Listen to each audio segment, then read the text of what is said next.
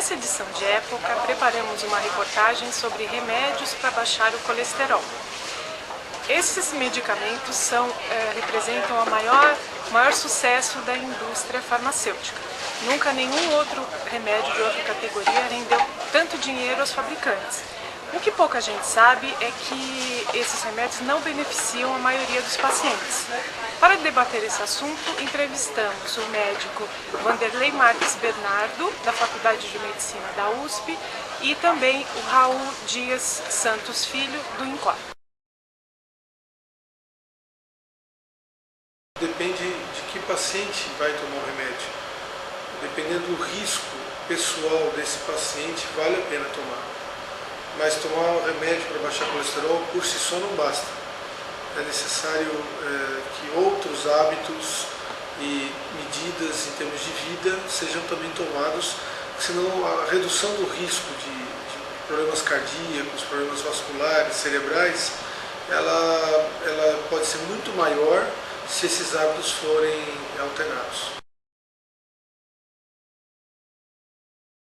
Medidas de exercício físico, hábitos alimentares saudáveis, a própria redução da ingesta de gordura no hábito alimentar por si só já produz redução do colesterol, talvez minimizando a necessidade de tomar remédio para redução do colesterol, o controle do peso, trabalhar e descansar de maneira equilibrada, reduzir as questões relacionadas a estresse, procurar um equilíbrio econômico.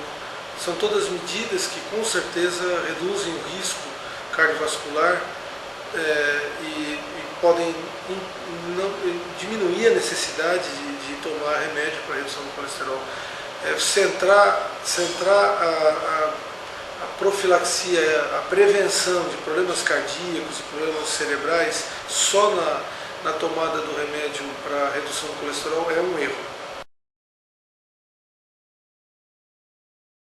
Baixar o colesterol reduz o risco de infarto e de morte, principalmente em pacientes de risco elevado, principalmente pacientes que já tiveram infarto, pacientes que já tiveram evento cardiovascular e se for pensar em termos populacionais. Individualmente, como eu disse, há necessidade de um balanço de qual é o risco individual desse paciente, quanto ele consegue reduzir esses hábitos, quanto ele consegue aumentar a questão de exercício físico, redução de peso, para que aí sim, no balanço, se decida tomar o colesterol. Você pode ter colesterol normal e ter um infarto e morrer de problema cardiovascular. Então, reduzir o nível não resolve por si só o evento cardiovascular. A indústria farmacêutica, ela produz o medicamento, ela procura vender, comercializar o medicamento e ele tem um benefício. O benefício dele é que necessariamente não é dito às pessoas. Quer dizer, a quantidade de benefício é que não é explicitada às pessoas. As pessoas recebem simplesmente a informação: tome o redutor do colesterol, a estatina, e você vai reduzir o colesterol e vai reduzir a morte e o infarto.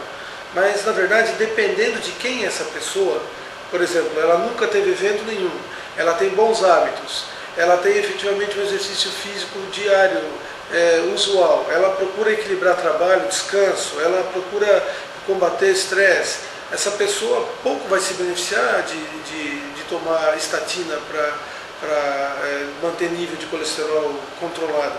E, na verdade, a indústria, ela não necessariamente, nem sempre, ela explicita qual é exatamente o benefício para aquele indivíduo.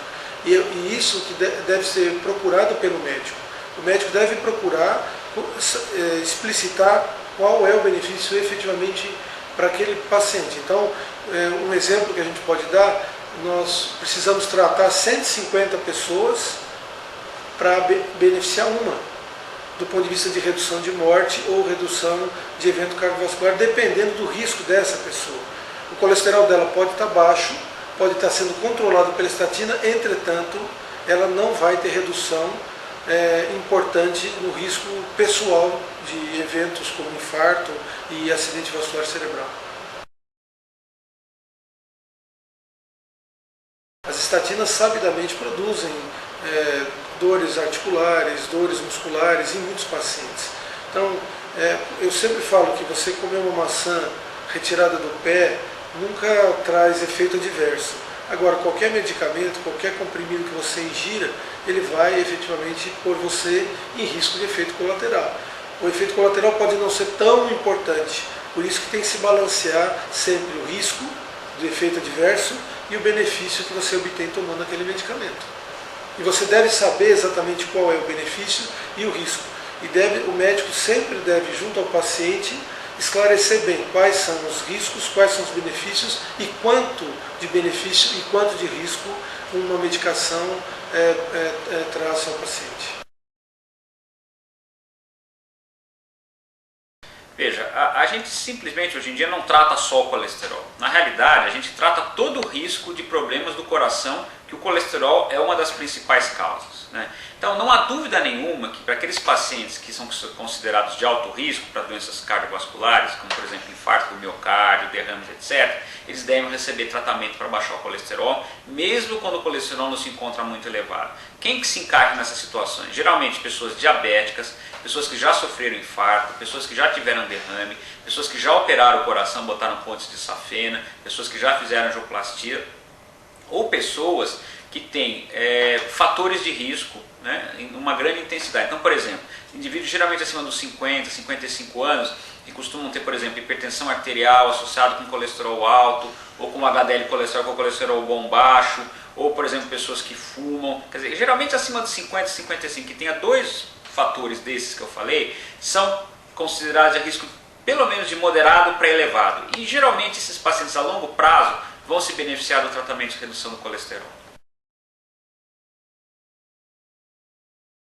Como é que a gente separa um paciente para saber se ele deve ou não tomar uma estatina? Porque lembrar o seguinte, que não é só remédio que é utilizado para baixar o colesterol. A gente sabe que a dieta também tem um efeito. Contudo, o efeito da dieta é um efeito limitado em relação à potência que as estatinas têm para baixar o colesterol. Tá? Então, como é que a gente separa se o paciente vai precisar tomar ou não estatina? Basicamente, é pela avaliação do risco dele. Tá? Como eu falei para vocês, quer dizer, a presença de algumas doenças, né? Então, quem já teve aterosclerose, ou quem tem muitos fatores de risco agregados, ou quem tem níveis muito elevados de colesterol, por exemplo, LDL colesterol acima de 190, né? Quando o valor normal, vamos dizer que seria entre 100 e 130. Tá? Então, esses dados nos dão uma dica de qual paciente vai se beneficiar. Mas além disso, a gente pode usar algumas escalas, por exemplo, a escala de Framingham, que é uma escala que dá pontos para o valor de colesterol, da pressão, da idade, se o sujeito fuma ou não, né? E a gente consegue, através dessa escala, avaliar qual é o risco que o paciente vai ter nos próximos 10 anos de apresentar um evento cardiovascular.